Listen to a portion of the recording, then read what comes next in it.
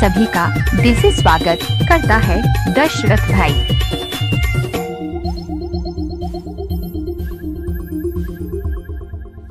ये लागत हवे लागत हवे बड़ी झाड़ मोला कदरी मत उड़ हाले मोला फिर माया के बचा ले न जानो तरपत हवे रे मोला फिर माया के बचा ले न जानो तरसत हवे रे मोला। डीजे मिक्स बाय दशरथ भाई।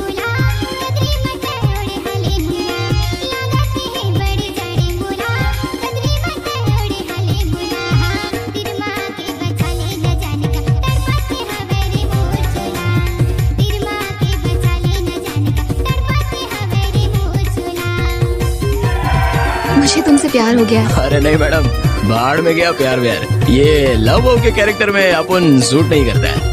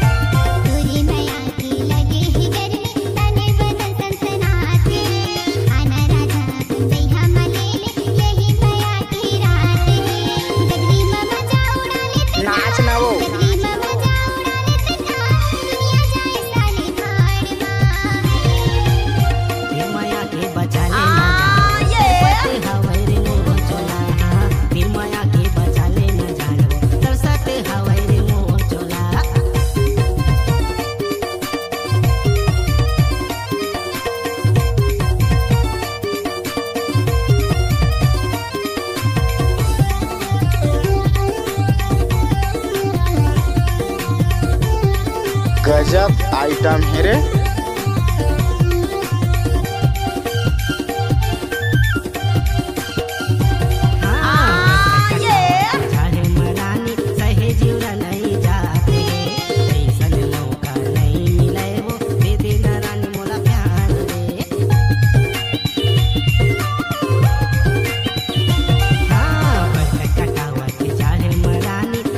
लजाज है न वो।